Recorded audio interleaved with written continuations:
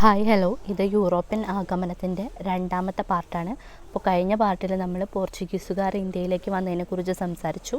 വെറുമൊരു കച്ചവടക്കാരായി വന്ന അവർ പിന്നെ നമ്മുടെ നാടിൻ്റെ അധികാരം പിടിച്ചെടുക്കാൻ തുടങ്ങി.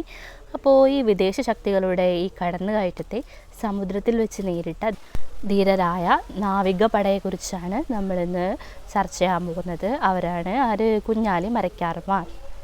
കോഴിക്കോട് സാമൂതിരിയുടെ നാവികസേനയുടെ തലവന്മാരായിരുന്നു കുഞ്ഞാലി മരക്കാർമാർ.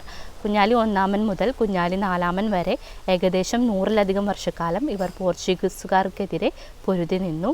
യഥാർത്ഥത്തിൽ കുഞ്ഞാലി എന്നത് സാമൂതിരിമാർ അവർക്ക് നൽകിയ സ്ഥാനപ്പേരാണ്. മരക്കാർമാർ പ്രധാനമായിട്ടും കച്ചവടക്കാരായിരുന്നു.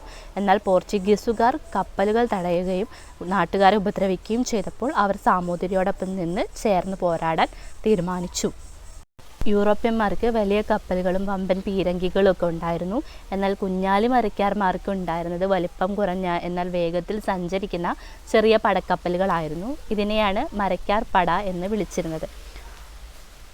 അവർ പ്രധാനമായി ഉപയോഗിച്ച ഒരു പ്രധാന യുദ്ധതന്ത്രമാണ് ഗറില്ല യുദ്ധമുറ. ചെറിയ തോടുകളിലും പുഴകളിലും തമ്പടിച്ച് അപ്രതീക്ഷിതമായി കടലിലെത്തി പോർച്ചുഗീസ് കപ്പലുകളെ ആക്രമിക്കും. ശേഷം അവരുടെ വലിയ പീരങ്കികൾക്ക് ലക്ഷ്യം കിട്ടുന്നതിന് മുമ്പേ തന്നെ അവർ രക്ഷപ്പെടും. പോർച്ചുഗീസുകാരുടെ ഉറക്കം കെടുത്തിയ തന്ത്രമായിരുന്നു ഇത്. എന്നാൽ ചരിത്രത്തിൽ ഏറ്റവും അധികം ശ്രദ്ധിക്കപ്പെട്ടത് കുഞ്ഞാലി നാലാമൻ്റെ പോരാട്ടമാണ്. പോർച്ചുഗീസുകാരെ തുരത്താൻ അദ്ദേഹം വടകരയ്ക്കടുത്ത് പുതുപ്പണം എന്ന സ്ഥലത്ത് ഒരു കോട്ട നിർമ്മിച്ചു. ഇത് പോർച്ചുഗീസുകാരെ വല്ലാതെ ഭയപ്പെടുത്തി. എന്നാൽ ഈ സമയത്ത് പോർച്ചുഗീസുകാർ ഒരു വലിയ ചതി പ്രയോഗിച്ചു. അവർ സാമൂതിരിയും കുഞ്ഞാലിയും തമ്മിൽ തെറ്റിച്ചു.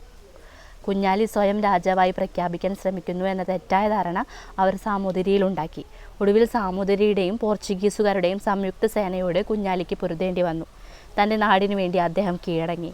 പക്ഷെ പോർച്ചുഗീസുകാർ വാക്കുപാലിച്ചില്ല. അദ്ദേഹത്തെ തടവുകാരനായി ഗോവയിലേക്ക് കൊണ്ടുപോയി ക്രൂരമായി കൊലപ്പെടുത്തി. പല ചരിത്രകാരന്മാരും കുഞ്ഞാലി മരക്കാരെ ഇന്ത്യൻ നാവികസേനയുടെ പിതാക്കന്മാരിൽ ഒരാളായിട്ടാണ് കണക്കാക്കുന്നത്. വടകര ഇന്നും ഈ പോരാട്ടത്തിൻ്റെ ഓർമ്മകൾ നിലനിർത്തുന്നുണ്ട്. കുഞ്ഞാലി മരക്കാന്മാരുടെ സൈന്യത്തിൽ എല്ലാ വിഭാഗത്തിൽപ്പെട്ടവരും ഉണ്ടായിരുന്നു.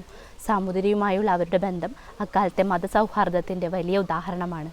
അധിനിവേശത്തിനെതിരെ കടലിൽ ഒരു വൻമതിൽ തീർത്തവരായിരുന്നു കുഞ്ഞാലി മരക്കാർമാർ. ചതിയിലൂടെ അവർ വീഴ്ത്തപ്പെട്ടെങ്കിലും അവരുടെ പോരാട്ട വീര്യം ഇന്നും നമ്മുടെ അഭിമാനമാണ്. യൂറോപ്യൻ ആഗമനത്തിൻ്റെ രണ്ടാം പാർട്ടാണ് ഇവിടെ കഴിഞ്ഞത്. അപ്പോൾ നിങ്ങൾക്ക് മനസ്സിലായിട്ടുണ്ടെങ്കിലും മനസ്സിലായിട്ടില്ല എന്നുണ്ടെങ്കിലും കമൻറ്റ് ചെയ്യാവുന്നതാണ്. വിശദമായ വിവരങ്ങൾ വേണമെന്നുണ്ടെങ്കിൽ അതും കമൻറ്റ് ചെയ്യാവുന്നതാണ്. എൻ്റെ ഹെൽത്ത് അത്ര ഓക്കെ അല്ലാത്തതുകൊണ്ട് എൻ്റെ ശബ്ദവും ഓക്കെ അല്ല. അതിൽ ഒരുപാട് വേരിയേഷൻസ് ഉണ്ടായിരിക്കും. അതുകൊണ്ട് നിങ്ങൾക്ക് മനസ്സിലായിട്ടില്ല എന്നുണ്ടെങ്കിൽ വ്യക്തമായും ക്ലാസ് എടുക്കാൻ ഞാൻ വീണ്ടും തയ്യാറാണ് ഹെൽത്ത് ഓക്കെ ആയതിനു ശേഷം. സോ നിങ്ങൾക്ക് എന്തെങ്കിലും പറയാനുണ്ടെങ്കിൽ കമൻറ്റ് ചെയ്താൽ മതി. അതോടൊപ്പം തന്നെ ചാനൽ സബ്സ്ക്രൈബ് ചെയ്യുക, ചാനൽ ഷെയർ ചെയ്യുക. Okay, thank you for your support.